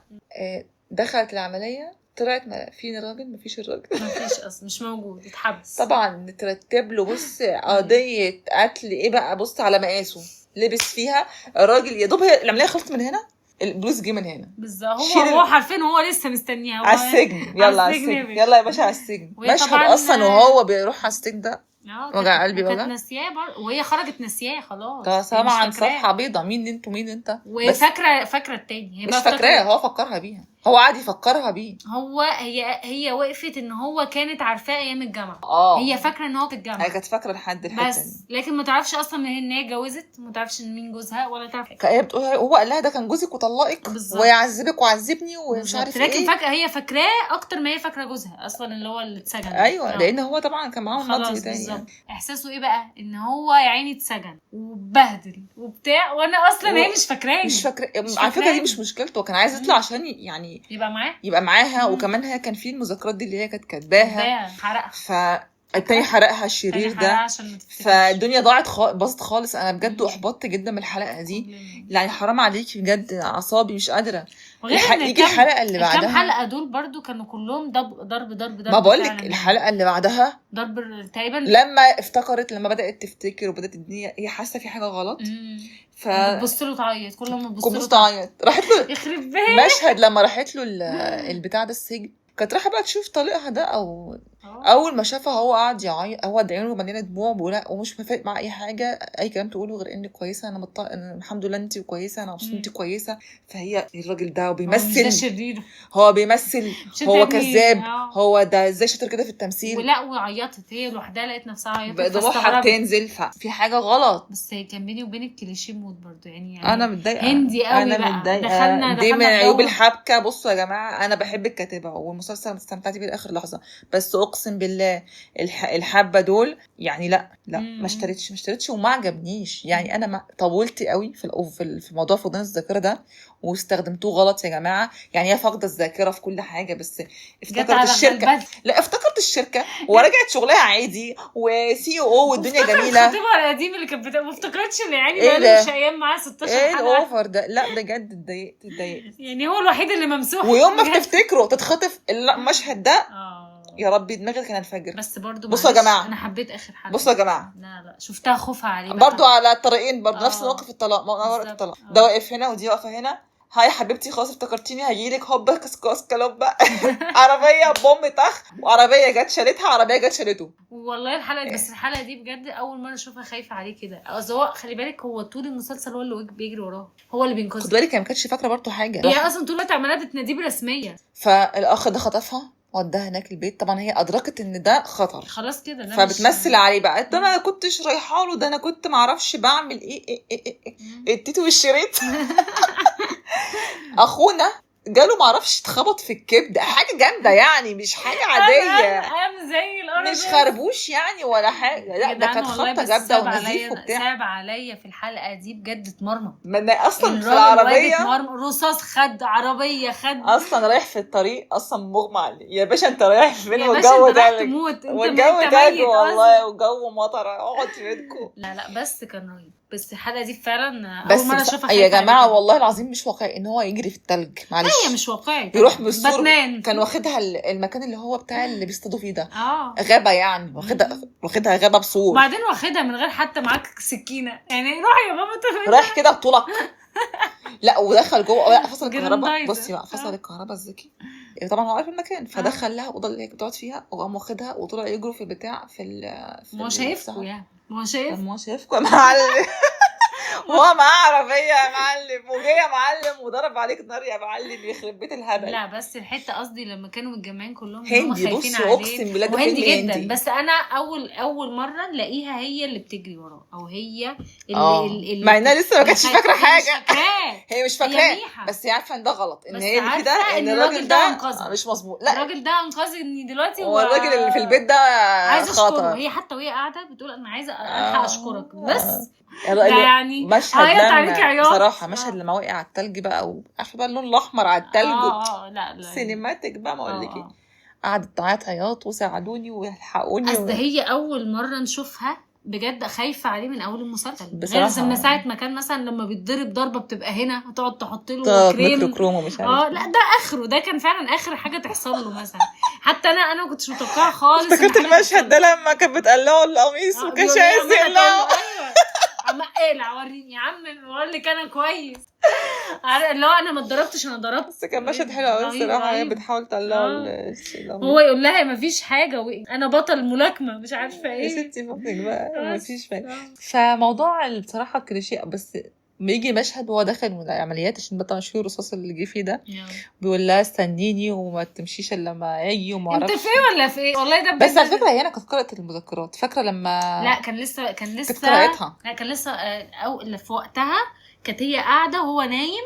طب قرأتها امتى؟ قرأتها هو في الاوضه لسه على السرير. انا فاكره هي قرأتها يا حبيبتي قبل ما يروح لها البيت، ما قرأتهاش كلها. هي كانت حطيتها قدامها ما كانت لسه بتقلب فيها، ما اعرفش انا فاكره هي كانت محروقه نصها محروق ونصها موجود. فهي في حته كانت بتقراها هو كان راح لما سمعها بتقراها راح مكمل عليها قام. ايوه بس هي كانت قرأتها لما راحت بيتها وجريس حطتها لها على المكتب. ايوه انا بقول لك هي في المستشفى كمتها فتحتها قبل ما تروح بيت التلج ده وقبل ما تتخطف. لما صح لما كلمته ان ده خطها لما حصلت الحادثه دي لما في المكتب كانت تقريبا كان فتحت كده تقول ده خطي، هي حتى استغربت ان ده خطها. ايوه على فكره في مره ما قرأت يعني شافتها ما قرأتهاش ومره شافتها قرأتها فلعبت باعصابنا برضو الكاتبه يا ستي خلصينا بوس ايدك خليها تعرف الحقيقه. ابوس ايدك قبل ما يروح في الوباء. لا بس كانت اخر حلقه دي كانت يعني نقله برضو، كانت النهايه كانت حلوه الصراحه ان هو بعد كده هيكمل ويعيش وكل الكلام ده. لا واخر حته مثلا لما هو كانوا في الشركه كانوا بيتعاملوا عادي ويضحك يقول لها عامله ايه النهارده شربتي قهوتك ولا لسه اللي هو مش عارفه ايه تقول له شربتي، راحوا معديين من جنب بعض عادي. واحنا كل ده فاكرين ان هم بيتعاملوا برسميا ان هم خلاص مفيش حاجه ما بينهم، بعد كده بنكتشف ان هم بيتعاملوا انهم مخطوبين مثلا او متصاحبين. ده امتى ده؟ اخر حلقه خالص لما رجعوا بقى للشركه. مش فاكره يا جدعان، مش شايفه المسلسل السنه اللي فاتت مش فاكره حياتي. ولما قرر ان هو يتجوزها تاني تحت شجر كده والله انت شفتي اخر حلقه قريب؟ ايوه ما شفتش الحته دي. انا فاكره دي اخر حته دي. هم كانت ان هي تبات ونبات وخلفوا بنت، وكانت يا جدعان من الاخر حابين نقول ان كوين اوف تيرز قصه حقيقيه جدا. انا عايزه اتكلم عن كام حاجه قبل ما طولنا جدا، ده انا هتنفخ في الايديت. المهم كان في شخصيه برضو مستفزه جدا لازم اقولها، والله لازم اقولها عشان كانت ظاهره كتير جدا على الشاشه، ظهرت يا شيخه اكتر من الابطال الرئيسيين. جريس دي حلقه الوصل صابتني ليه بقى؟ يا وليه اختاري لك جنب تمشي عليه، اختاري لك صف تبقي معاه، انت معانا ولا علينا ولا معاهم ولا عليهم. دي يا جماعه مع اللي يدفع اكتر بالظبط مع ليل ودراعها يعني انت هتلوي دراعي انا معاك سكه ودغري. يا باشا هتديني مكتب وشغل وبتاع هديك المعلومه اللي انت عايزها. بس على فكره انا عايزه اقول ان هي في الاخر لعبت لصف هينا وهيونو لما نبهته يا لهوي نسيت حاجه مهمه. الحادثه اللي كانت في المانيا. ده مشهد ايقوني بصراحه. بصوا يا جماعه قبل ما نخش في قصه المشهد ده تعالوا بس ننهي جريس. فجريس كانت سخيفه وتنحه وبارده والنميمه بس كان ليها دور وجاسوسه وكل حاجه.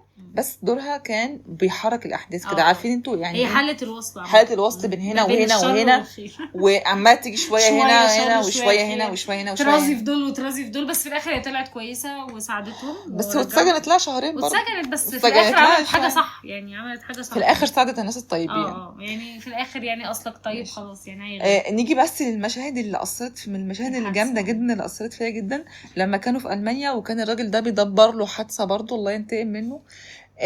وهو كان بيجيب حاجه في الماركت، وكان بيجيب لها سوفونير او حاجه كانت بيجيب لها حاجه. المهم نزل يشوف لها حاجه يعني. المهم ان رجع معرفش مقطوره كبيره جدا دخلت في عربيه بتاعتهم، فكان هو فاكرها قاعده جوه، راح يخبط على البتاع على الازاز ويكسر في الازاز ويصوت وينده لها وهي مش جوه. علينا معلش. فجأة جت وراه لما شافها بقى، يا الله على الانهيار ده. على فكره احنا بنتكلم عن المشهد ده كان فعلا، اكتبوا كوين اوف تيرز، ده اشهر مشهد في المسلسل كله. مشهد تحفه، اشهر مشهد، دي اكتر مشهد حاجه يقول لك ده ما حدش اتفرج عليه غير وهو بجد اتاثر. هو اصلا بصراحه هو حسسنا فجاه ان هو بجد معلش بصراحه هو تفوق على نفسه المشهد ده، اقسم بالله جابها من تحت. لا يا بنتي لا يعني اصلا كمان المشهد وان تيك يعني تخ لا وعلى كميه مفيش كاتس يعني، هو مفيش كاتس اللي اشتحتفها بجد، اللي هو راح لها بياخد نفسه ان هي بجد راح لها راح لها لما شافها وطمن انها موجوده خلاص بقى. هو بيتكلم بالعافيه، نفسه ما بيطلعش ومش قادر يرفع رجله، وهو واقع على الارض ومش قادر، جسمه بجد خلاص هي نفسها مش قادر يرفع رجله. هي اول مره تشوف حد خايف عليها كده واقع على ركبته وهي بتقول له يهدى، هو خلاص ماسك ايديها، هاتي ايدك كده، ماسك ايديها بايده الاثنين ماشي وبيترعش ماشي. قامت هي نازله على ركبها وقعدت تقول له كنشانه يا لهوي بجد مشهد تحفه. بصوا يا جماعه، انتوا لو ما تعرفوش كيم سو هيون هتحبوه المشهد ده، بس سيبكوا بقى من كل القصص دي. لا بس مشهد تحفه. وعمله حلو قوي قوي قوي، تفوق على نفسه والله العظيم يعني. شابوه وخد الجواز كلها عليه.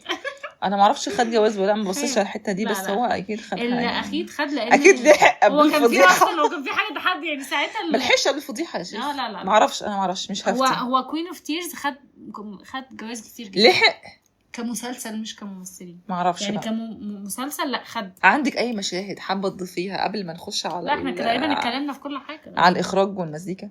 لا نتكلم على المزيكا يلا. كان في مشهد لما جاله بانيك كده، لقوه دخلت العمليات وخلاص، هو لما كان بره وقعد يعيط فجاه وقعد بص بقى وشه بدا، انا اول مره قعد يبص كده وقعد يعمل كده، خلاص ابتدى بقى نفسه يروح، مش قادر ياخد نفسه وبدا ينهار وقعد يعيط. هو مش عارف ينهار وهي معاه، فنهار وهي جوه يعني. لان برضه هو برضه حطوا نفسكم مكانه، هتطلع مش عارفاه يعني، هتطلع مش عارفه وشك حضرتك، فاحساس صعب. طبعا اللي حصل اسود من كده، يا ريتها كانت جت على قد كده. انت اتحبست يا باشا، يا ريتها كانت جت على قد كده يا اخي.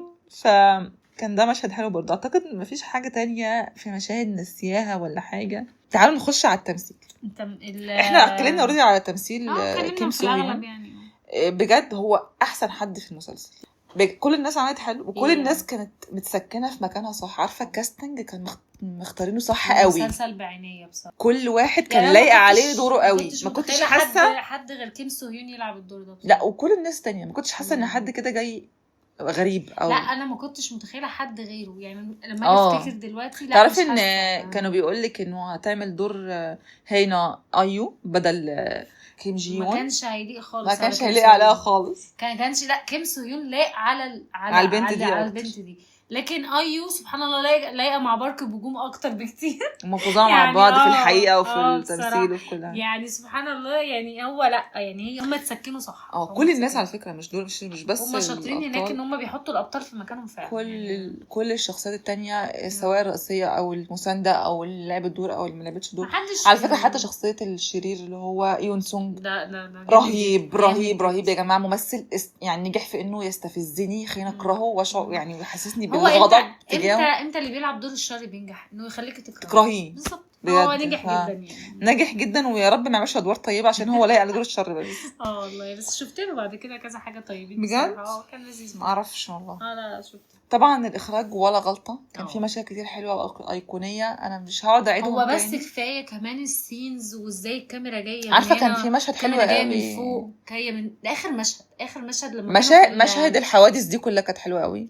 اخر مشهد في المسلسل، قفله المسلسل لما كانت في الحقل ده اللي معرفش فيه ورد ده، جاي من ورا وهي من قدام، ازاي اصلا عملوا ده يعني بجد كميه مشهد حلو قوي جدا. ولما على فكره برضو كل المناظر اللي صوروها كانت حلوه، يعني اللوكيشنز اللي صوروها كانت جميله. انا بس طبعا في دماغي دلوقتي انها بجد كان حلوه قوي. انا فعلا المسلسل ده لما بفتكره المشهد ده اللي بيلزق في دماغي، اللي هم ماشيين في غيط الورد ده، هي لابسه ابيض وهو جاي بصراحه. لا قفله حلوه يعني. وكمان لما تفتكريه بالمشهد ده بالظبط. بس كل بصراحه هم مختارين لوكيشنز بعنايه قوي، حتى مشاهد المانيا برضو ايقونيه. هو اصلا كفايه ان هم عملوا فكره المانيا دي جامده جدا. على فكره الكاتبه دي لها دور جامد والله، لانها برضه طلعتهم سويسرا في كراش لاندنج ونيو، ففي واضح ان لها لا دماغ، يعني عملوا سياحه للناس التانية، لها سكه في الحاجات دي. لا بس المناظر كانت رهيبه، اخراج كانت حلوه قوي، الجاريه بتاعت الكوبري فجريته رهيبه، ومع التصوير اللي هي جايباه من تحت لفوق كده من حوالين الكوبري. لا أيوة. لا عارفه المشهد برضه كان عاجبني قوي، انا بحب قوي لما لعبوا بالضلمه والنور، لما كان بيدور عليها في اول مره، لما النور ضاء، لما كانت تايهه في القريه عندهم، لما هو عمل النور مشي. جماعه احس ان الكادر بيكلمني يعني. كان ممكن يجيبوه عادي بالنهار ولا في اي وقت، بس انه يقفل النور ويفتح النور والدنيا تضلم ومطره وبتاع، لا يعني عارفه انت، بحس انهم بيستخدموا كل طاقتهم في ان هم يعملوا احسن حاجه. الموسيقى يا جماعه، الاوست بتاع المسلسل ده ساوند تراك بتاع اللي هي الاوريجينال ساوند تراك بتاعت المسلسل ده فظيع.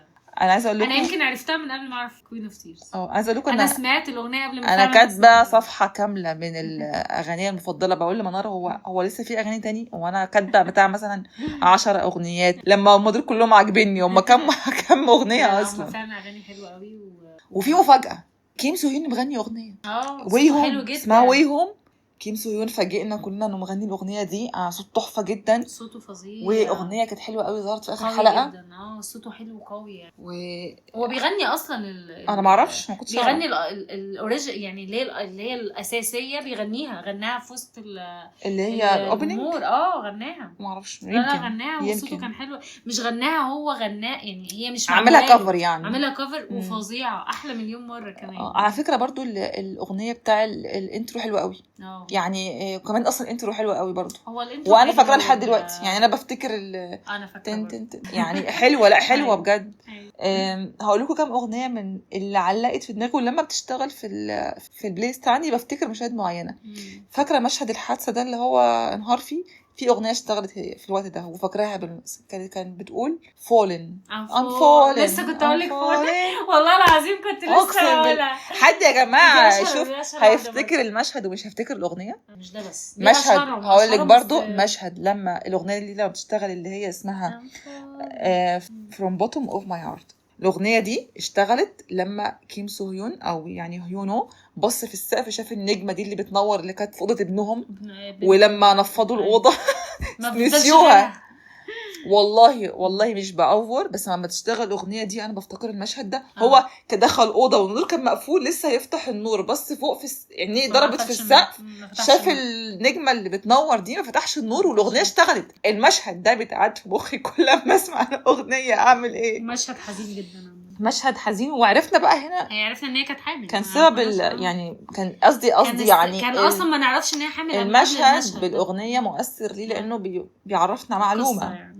كان في برضو اغنيه مطرب مشهور جدا اسمه كراش love you with all هو كراش ده اللي هو غنى اللي هي دي اصلا تقريبا اتشهرت اكتر ما كوين اوف تيرز. ساعتها كان مشهور طبعا بس دي اتشهرت اكتر. انا عرفت دي من قبل ما نعرف كوين اوف تيرز. ما انا اقول لكم لما تلاقوا كراش ده مغني اي اغنيه في مسلسل عارف المسلسل جامد من الاخر. فاغنيه كراش اللي هي love you with all my heart جامده جدا. دي بسمعها على طول برضو. واغنيه في مطربه اسمها هيز دايما اغانيها مميزه برضو، اسمها هولد مي باك. هيز عامه سمعت لها كذا حاجه. لها كذا حاجه. و10 سنتي حبيبنا، انا مش عارفه يا جماعه هو اسمه كده بجد ولا ايه. 10 سنتي ده رهيب، غنى اغنيه تحفه، واغنيه اسمها tell me it's not a dream. فاسمعوا البلاي ليست، احطها لكم كالعاده تحت الحلقه، هتلاقوها يعني تحت لينك الحلقه على طول. اسمعوا البلاي ليست او الساوند تراك بتاع المسلسل كله اذا ما كنتش عارفينها اوريدي. بحبها وبسمعها في كل الوقت، وعندي في البلاي ليست على طول وبتشتغل كل ما اركب العربيه. هتتبسطوا جدا بيها بجد. خلصنا، وصلنا خلاص. في اي حاجه نفسك تقوليها؟ احنا طبعا طولنا في الحلقه جماعه انا مش قادره اتخطى المسلسل بجد. ما قعدت احضر الحلقه دي، انا ما قعدت احضر الحلقه دي قعدت اقول هو انا هسيب ايه واقول ايه، ما مليان، ما هي اعمل ايه في الكتابه. 16 حلقه، وهي عامه فعلا المسلسل مليان. في كام يا بنتي بلوت، وكم تويست، وكم شخصيه، وكم خط، وكم حدوته، يعني مش بمزاجي يعني. ده انا ما تطرقتش مثلا ابوها وازاي اتغير وازاي اتاثر بانه محدش عبره لما ساب القريه. احنا ما قعدنا اتكلمنا لما بابا افتقر وقعد يكلم صحابه. احنا ما قعدنا اتكلمنا في حاجات كتير اكيد وقعت مني، انا متاكده يعني. احنا كان لازم نتكلم بشكل مستفيض عن المسلسل، لان هو فعلا محتاج، لان هو حاجه ليجندري كده، اللي هو حاجه اسطوريه جدا. محدش بيعدي على كوريا غير لما يسمع بالظبط كوين اوف تيرز، وكمان فضايح وكلنا سودا حضرتك وهنا زرقاء. انا متهيألي ما شفتش يعني، انا ما عرفتش كيم سو هيون ده غير من المسلسل ده بصراحه، يعني ما اعرفش حاجه عنه قبل كده. انت بقى لو كنتي بقى في وقتها بتسمعي كوري يعني كانت الدنيا مقلوبه. والله انا اول ما طلع الخبر والله العظيم انا عرفت يا جماعه عن المسلسل من الريلز ومن كلام الفانز. انا اصلا عرفت كيم سو هيون من الفضيحه، من كتر ما هي تجرس له. والله العظيم انا بقيت مش عارفه مين ده اللي عمالين يجرسوا له كده.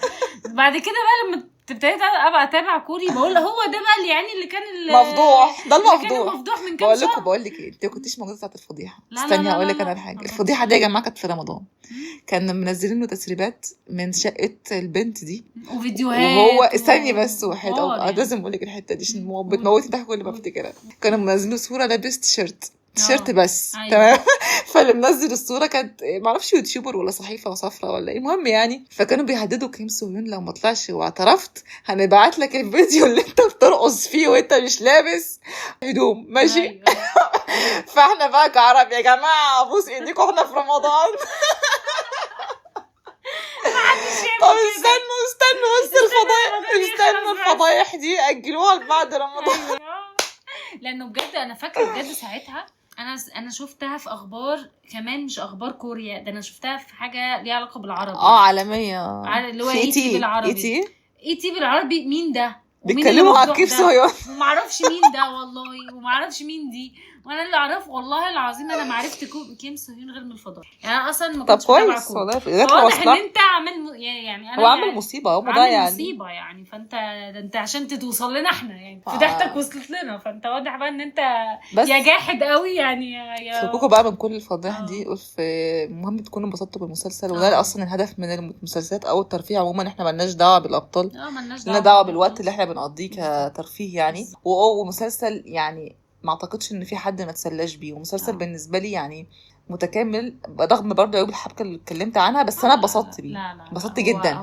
وقت وانا بشوفه كنت مشدوده وكنت على اعصابي. انا بتكلم دلوقتي يا جماعه بعد سنه، يعني انا بتكلم دلوقتي عن عيوب الحبكه بعد سنه، بس انا في وقتها لا تمام، انا كنت شايفه اي عيوب، بس انا بتكلم انه اتفرج عليه من 3-4 شهور كان في افوره في بعض الحاجات يعني. كنت مبسوطه بيه جدا. انا بقول لك دلوقتي بقول لا طب كان ممكن يعني يلموا الدنيا شويه يعني، كان بس انا في وقتها كنت مستمتعه بالدراما دي، تمام، في الاخر دراما يعني.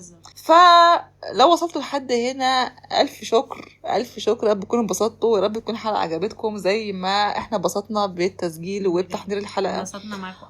ويا جماعه يا ريت تشاركونا رايكم بجد. اي حد بيسمع الحلقه يا جماعه حتى دوسوا لايك، يعني عارفين ان في حد الناحيه التانية بيسمع. يعني نتمنى يعني نسمع اي حاجه منكم. وعلى فكره لو حد عايز يسجل معايا كلمني، تواصل معايا، نظبط ونسجل حلقه سوا، هتتبسط او هتتبسطي. ووصلنا لنهايه حلقتنا، عايزه اقول باي باي. يلا باي باي، واستنوني الاسبوع الجاي مع حلقه جديده وحدوته جديده، وسلام. باي باي. وبكده تكون خلصت حلقتنا النهاردة. يا رب تكونوا استمتعتوا بوقتكم واتبسطتوا معايا. شكرا من قلبي لكل حد بيسيب لايك او كومنت، دعمكم بيفرق جدا. وما تنسوش تتابعوا ذا كي توك على كل منصات البودكاست، ابل بودكاست وسبوتيفاي، وكمان على انستجرام ويوتيوب عشان توصلكم الحلقات الجديدة أول بأول. ولو الحلقة عجبتكم شاركوها مع أصحابكم اللي بيحبوا الكي دراما. أشوفكم على خير الحلقة الجاية، وباي باي.